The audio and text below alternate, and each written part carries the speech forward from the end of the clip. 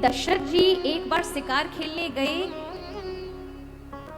तो माता पिता का जो अत्यंत भक्त था श्रवण, अपने माता पिता को तीर्थ यात्रा कराने के लिए लेके जा रहा था। माता पिता को प्यास लगी तो पेड़ की छाया में बिठा करके सरयू से जल लेने गया। राजा दशरथ पत्तों की ओट में केवल शब्द से किसी जानवर पे बाण मारने का अभ्यास कर रहे थे, शब्द वेदी बाण। उन्होंने सरजू में जल का लोटा डालते ही शब्द को सुना तो उनको लगा कोई हिरण पानी पी रहा है, और कान के शब्द से ही उन्होंने बाण मारा। कराहते हुए एक मानव की आवाज सुनी ना, रोंगटे कब गए। मेरे द्वारा किसी पशु की ना होकर के मनुष्य की हत्या हो गई। दौड़ कर गए तो वो महाराज श्रवण थे। उन्होंने कहा, राजन मेरी तपस्या का बल है, अगर तुमने मेरे माता पिता प्यास से तड़प रहे हैं, अगर उन्हें जल नहीं पिलाया तो तुम शांति से नहीं बैठोगे, तुमने मेरी हत्या की है। क्षमा मांगी दशरथ जी ने, मेरे से अपराध हुआ, मैं जानबूझ के नहीं किया। बोले आपके अपराध का क्षमा यही है, मेरे माता पिता प्यासे, जाके उनको पानी पिलाओ। प्राण छोड़ दिए श्रवण ने, और जैसे ही इस भक्त श्रवण ने प्राण छोड़े, दशरथ जी जल लेकर जाते हैं। अंधे माता पिता आहट से पहचान लेते ये हमारा बालक नहीं है। वो कहते कौन है आप? तो दशरथ जी कहते हैं, मैं यहाँ का चक्रवर्ती नरेश दशरथ हूं, आपके लिए जल लेकर आया हूं, जल पी लीजिए। उन्होंने कहा, हमारा बेटा कहाँ है? कहा, बेटा बताओ कहाँ है हमारा बेटा?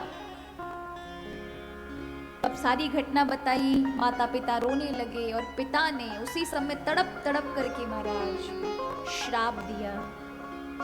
जिस प्रकार बालक के वियोग में मेरे प्राण निकल रहे हैं, राजन मेरा श्राप है, चार बालक होंगे, लेकिन तुम्हारा दुर्भाग्य होगा, एक भी तुम्हारी मृत्यु के समय उपस्थित ना होगा। यही तुम्हारे लिए सबसे बड़ा दुर्भाग्य है। और प्राण छोड़ दिए। यहां पर दशरथ जी की कोई संतान नहीं थी, लेकिन श्राप को उन्होंने माना, अगर इस ब्राह्मण का श्राप फलीभूत हो गया तो मेरे घर 4 संतान आएंगी।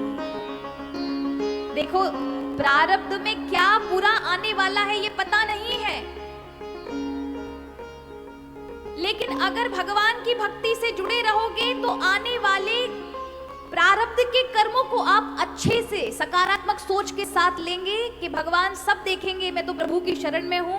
कोई बुरा करने भी आएगा, बुरा समय भी आएगा, तो भगवान संभालेंगे। तो उसके लिए वो गलत समय भी सही समय में बदल जाता है। कोई आपके लिए बुरा कार्य करने के लिए, बुरा करने के लिए तैयार होगा, लेकिन भगवान की कृपा का भरोसा रहा तो वो करेगा बुरा, लेकिन आपके लिए हो जाएगा अच्छा, इनडायरेक्टली। यहाँ राजा ने उसे सकारात्मकता में लिया, घर लौट कर आए, चिंता बहुत अत्यधिक थी। एक दिन अपने गुरुदेव के पास गए, गुरुदेव ने कहा, जाओ राजन चिंता मत करो, भई गिलानी मोरे सुतनाई। राजा ने कहा, मुझे अत्यंत दुख है, मेरे कोई संतान नहीं। यहाँ कहा कि ठीक है, यज्ञ करते हैं राजन, मैं दक्षिण भारत से श्रृंगी ऋषि को बुलाता हूं। तो यहाँ दक्षिण कौशल से श्रृंगी ऋषि को बुलाया गया। श्रृंगी ऋषि आए, यज्ञ किया। यज्ञ भगवान खीर का पात्र लेकर उपस्थित हुए, लेकिन सबसे बड़ी पता है यहाँ पर क्या व्यवधान था? वाल्मीकि ऋषि लिखते हैं, यज्ञ भगवान ने कहा, तुम्हारे यहाँ पुत्र तो होंगे, 4 होंगे पुत्र, एक नहीं, लेकिन तब होंगे जब अपनी तीनों रानियों को बराबर के अधिकार से इस पायस को, इस खीर को बांटोगे। अब वशिष्ठ जी को दशरथ जी देते हैं कि आप ही बांट दीजिए। उन्होंने कहा, नहीं राजन, मेरा अधिकार नहीं है, तुम्हारी धर्म पत्नियां हैं तीनों, तुम बेहतर समझते हो किसका क्या अधिकार है, तुम बांटो। अगर तुमने धर्म से बांटा तो तुम्हारे 4 संतानें होंगी। अब देखिए धर्म, यहाँ देखा जाए ना महाराज, अब दशरथ जी के लिए कितनी बड़ी कड़ी परीक्षा है। बालक तो हो सकते हैं, लेकिन कब होंगे? धर्म पूर्वक बांटा जाए। 3 रानियां 4 हिस्सों में बांटना है, कैसे करेंगे? तो उन्होंने देखा पहली रानी है कौशल्या, लेकिन जिससे ज्यादा प्रेम करते वो छोटी रानी है केकई।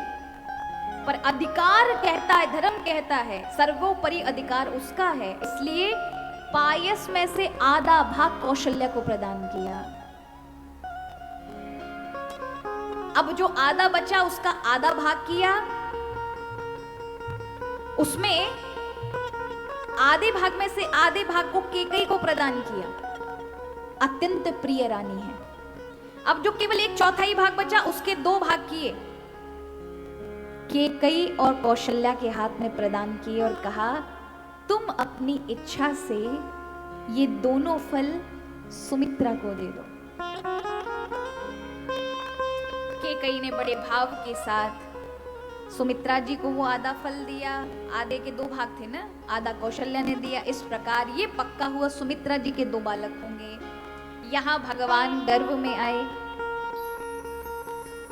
तो वर्णन ऐसा आता है जिस प्रकार भगवान जैसे ही गर्भ में आए चारों ओर आनंद छा गया, रिद्धि सिद्धि अवध में दौड़ कर आने लगी। भूमि खोदते हैं तो धन मिलता है, थोड़ा सा कार्य करते हैं लोगों को सफलता मिलने लगती है। चारों ओर आनंद का वातावरण है, इतना सा भी दुख नहीं है।